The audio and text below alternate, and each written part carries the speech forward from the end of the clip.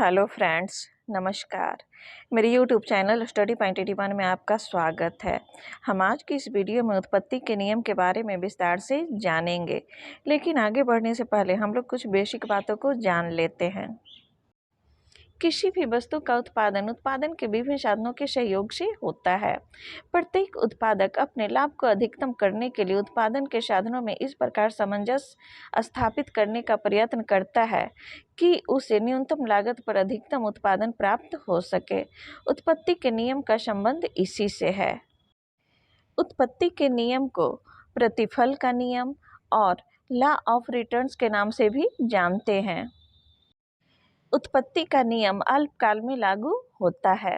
यह नियम हमें बताता है कि एक फर्म उत्पत्ति के अन्य साधनों को स्थिर रखकर उत्पत्ति के एक साधन में परिवर्तन करता है तो उत्पादन की मात्रा में किस अनुपात में परिवर्तन होता है।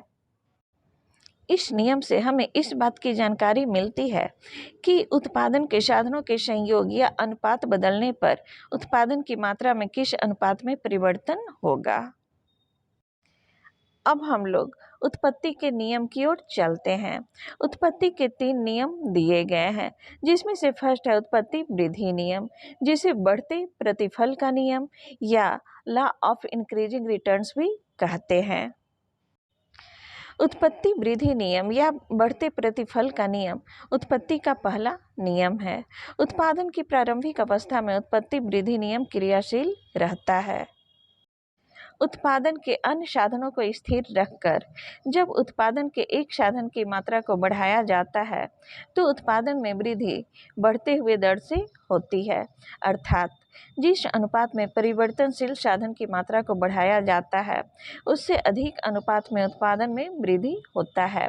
इसी ही उत्पत्ति वृद्धि नियम या बढ़ते प्रतिफल का नियम या लॉ ऑफ इंक्रीजिंग रिटर्न्स कहते हैं।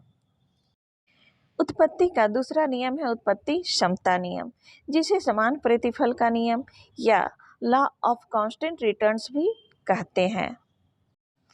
उत्पत्ति क्षमता नियम हमें यह बताता है कि उत्पादन की प्रक्रिया में उत्पादन के अन्य साधनों को स्थिर रखा जाए और उत्पादन के एक साधन की मात्रा में जिस अनुपात में वृद्धि किया जाता है तो उसी अनुपात में उत्पादन में भी वृद्धि होता है, अर्थात जिस अनुपात में परिवर्तनशील साधन की मात्रा को बढ़ाया जाता है उसी अनुपात में उत्पादन में भी वृद्धि होता है। उत्पत्ति का तीसरा नियम है उत्पत्ति ह्रास नियम, जिसे घटते प्रतिफल का नियम या लॉ ऑफ डिमिनिशिंग रिटर्न्स के नाम से भी जानते हैं। उत्पत्ति ह्रास नियम हमें यह बताता है कि यदि उत्पादन की प्रक्रिया में उत्पादन के अन्य साधनों को स्थिर रखा जाए और उत्पादन की एक साधन की मात्रा में जिस अनुपात में वृद्धि किया जाता है उससे कम अनुपात में उत्पादन में वृद्धि होता है, अर्थात जिस अनुपात में परिवर्तनशील साधन की मात्रा को बढ़ाया जाता है उससे कम अनुपात में उत्पादन में वृद्धि होता है। इन तीनों नियमों को हम लोग एक बार फिर से समझ लेते हैं। उत्पादन के अन्य साधनों को स्थिर रखकर उत्पादन के एक साधन की मात्रा में जिस अनुपात में वृद्धि होती है, यदि उसी अनुपात में उत्पादन में वृद्धि हो तो उसे उत्पत्ति वृद्धि नियम कहते हैं। यदि उत्पादन में वृद्धि उसी अनुपात में हो जिस अनुपात में परिवर्तनशील साधन को बढ़ाया गया है तो इसे उत्पत्ति क्षमता नियम कहेंगे, और यदि उत्पादन में वृद्धि उस अनुपात से कम हो जिस अनुपात में परिवर्तनशील साधन की मात्रा को बढ़ाया गया है तो उसे उत्पत्ति ह्रास नियम कहेंगे। इन तीनों को हम लोग एक उदाहरण द्वारा समझ लेते हैं। माना किसी वस्तु के उत्पादन में उत्पादन के अन्य साधन को स्थिर रखा गया है, सिर्फ एक परिवर्तनशील साधन को 20% बढ़ाया जाता है। यदि उत्पादन में वृद्धि 20% से अधिक हो तो वहाँ उत्पत्ति वृद्धि नियम क्रियाशील होगा। यदि उत्पादन में वृद्धि 20% ही हो तो वहाँ उत्पत्ति क्षमता नियम क्रियाशील होगा। यदि उत्पादन में वृद्धि 20% से कम होता है तो वह उत्पत्ति ह्रास नियम होगा।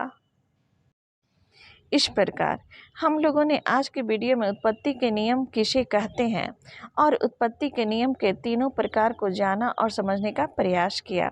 इसी के साथ मेरा आज का वीडियो समाप्त होता है। मेरा आज का वीडियो कैसा लगा प्लीज़ कमेंट करके बताएं। यदि मेरा वीडियो आपको अच्छा लगे तो लाइक, शेयर और सब्सक्राइब कीजिएगा। हम लोग फिर मिलेंगे नए वीडियो में, तब तक के लिए नमस्कार।